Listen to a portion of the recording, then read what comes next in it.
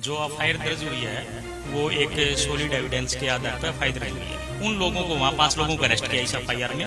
बाकी अलविश यादव ने ही party organise की, बाहर से लड़कियां आती थी, रात को पार्टियां चलती थी। एक युवा पीढ़ी को एक अंधकार में डालने वाली बात है। ये एक नए तरह का ट्रेंड जो चला है वो ये बड़ा युवा पीढ़ी के लिए बड़ा खतरनाक है। मशहूर यूट्यूबर और बिग बॉस विजेता एल्विश यादव की मुश्किलें बढ़ रही हैं, जहां नोएडा में उनके खिलाफ मामला दर्ज हुआ है। मामला है सांप के जहर का। कहा यह जा रहा है कि रेव पार्टियों में वो सांप का जहर बेचते थे, जो कि पूरी तरह से प्रतिबंधित है। पीएफए द्वारा शिकायत की गई थी, स्टिंग ऑपरेशन किया गया। क्या कुछ इसके कानूनी पहलू रहेंगे, जानने के लिए हमारे साथ पंजाब हरियाणा हाई कोर्ट के एडवोकेट शौकीन सिंह वर्मा हैं, जो कि पीएफए के साथ लगभग कई सालों से जुड़े हैं। सर, बात करें इस मामले की। रेव पार्टियों की बात हम हमेशा सुनते हैं, कई तरह की चीजें उसमें होती है जो कि इलीगल मानी जाती है, लेकिन सांप और सांप का जहर, इस तरह के आरोप एक फेमस यूट्यूबर पर लगना, एल्विश यादव, जिसको बहुत लोग फॉलो करते हैं, खासकर नौजवान फॉलो करते हैं, किस तरह से देखते हैं इसको? देखिए मैम, जो एफआईआर दर्ज हुई है वो एक सॉलिड एविडेंस के आधार पर एफआईआर दर्ज हुई है।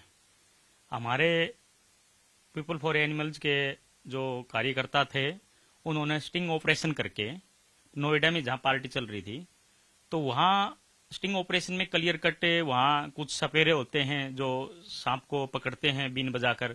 उन लोगों को वहां 5 लोगों को अरेस्ट किया इस एफआईआर में। और बाकी एल्विश यादव ने ही पार्टी ऑर्गेनाइज की थी, अभी तक जो सामने आ रहा है अकॉर्डिंग टू एफआईआर। और जो पीपल फॉर एनिमल जो काम कर रही है वो हर प्रकार के एनिमल को प्रोटेक्ट करने का काम कर रही है। मैं भी 2010 से काम कर रहा हूँ पीपल फॉर एनिमल्स में। वो जो भी कैटल हैं, एनिमल जितने भी हमारे जीव जंतु बोर्ड भी बना हुआ है। और इसमें जो ये नए तरह का एक नशा हमारे युवाओं में, हम पहले देखते थे चिट्टे का नशा है, स्मैक है और कुछ है, ये एक नए तरह का नशा है। ये जो बाकी नशे होते हैं उससे एक स्ट्रोंग नशा है। ये रेव पार्टियां करते हैं। इसमें जो एलिगेशन अब तक सामने आए हैं वो ये है कि भाई बाहर से लड़कियां आती थी, रात को पार्टियां चलती थी। तो इसमें जो नशा है जो वो बहुत स्ट्रांग नशा होता है, और इसका जहर निकाल के वो एक आप लिक्विड में ले सकते हैं, कोल्ड ड्रिंक के टाइप लगाओ या पानी के साथ आप लेते हैं। और कुछ तो ये यहाँ तक भी सामने आता है कि वो डायरेक्ट सांप से कटवाते हैं, जिससे कि वो एक नशा ज्यादा पावरफुल होता है। और एक ये बड़ी चिंता की बात है, जिस युवा को, एल्विश यादव को लोग फॉलो करते हैं इंस्टाग्राम पे, आप लास्ट 2-3 महीने से देख रहे हैं बिग बॉस में, और जितनी फैन फॉलोइंग बढ़ रही है, वो एक युवाओं के लिए एक प्रेरणादायक था जो लोग जुड़े हुए थे।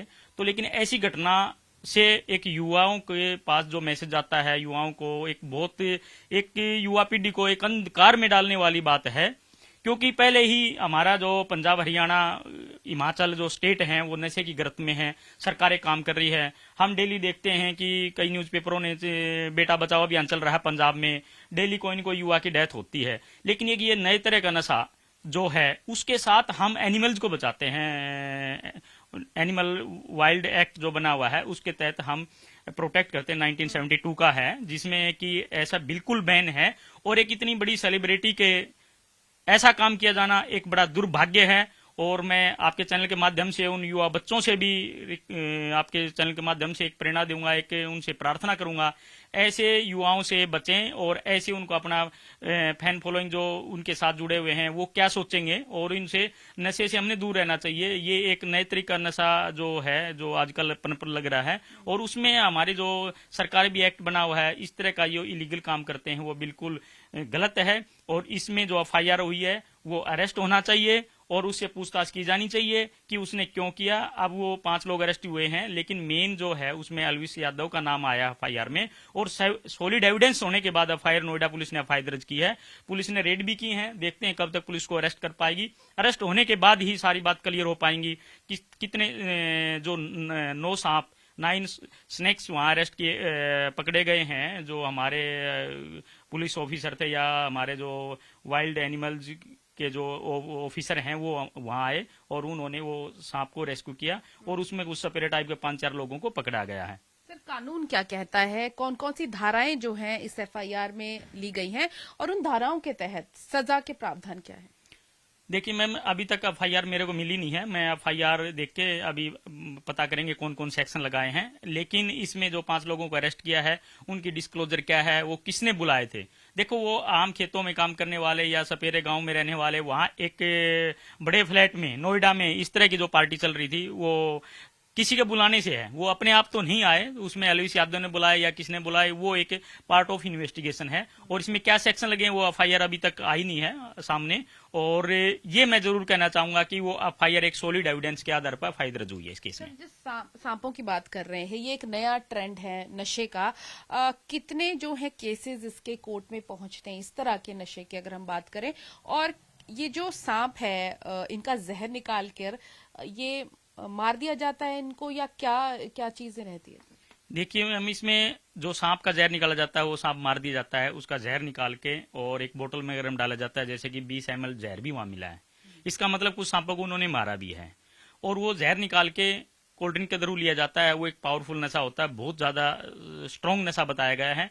और बाकी सांप हैं, कुछ लोग कह रहे हैं कि जीभ से कटवाते हैं या कहीं भी अपने पार्ट पर बॉडी से कटवाते हैं, जिससे नशा होता है। जैसे हम लोकल भी देखते हैं कि सांप काटने से नींद आती है। जैसे डॉक्टर कहते हैं भी सोने नहीं देना चाहिए किसी को, जाने न जाने में सांप काट लेता तो वो नींद ज्यादा आती है, क्योंकि वो नशा होता है।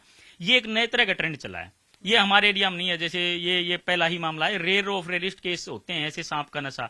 ये मेरे हिसाब से आपने देखा होगा कि इस तरह का मामला पहला ही मेरी नॉलेज में आया है। अब तक मैंने इस तरह का कोई भी केस नहीं किया है। में ऐसा हाई कोर्ट में अगर हम बात करें, नहीं, अभी तक ऐसे इस तरह का कोई मामला नहीं आया है कि भाई रेव पार्टी में सांप का नशा किया गया और इस तरह का फायर लॉज होकर केस में आया। अभी तक मेरी नॉलेज में नहीं आया, जो कि मैं 12-13 साल से पीपल फॉर एनिमल्स के केस करता हूं, तो मेरी नॉलेज में ऐसा नहीं आया है। स्लॉटरिंग के लिए एनिमल्स को ले जाते हैं, वो छुटवाते हैं या और कुछ करते हैं, जो भी गोकशी के लिए ले जाई जाती हैं, कैटल्स है, एनिमल्स हैं, कैमल्स हैं और बाकी हैं।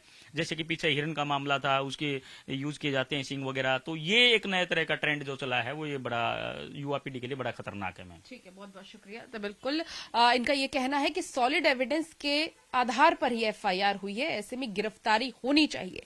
लेकिन इसमें और कितने लोग शामिल हैं, क्या ये सिर्फ एल्विश यादव तक ही थम जाएगी एफआईआर, या और भी लोग इसमें इन्वॉल्व है, ये तो जांच का विषय है। देखना ये होगा इस मामले में आगे क्या कुछ रहता है। कैमरा पर्सन जतिंदर के साथ पूजा वर्मा, डेली पोस्ट पंजाब, हरियाणा, हिमाचल।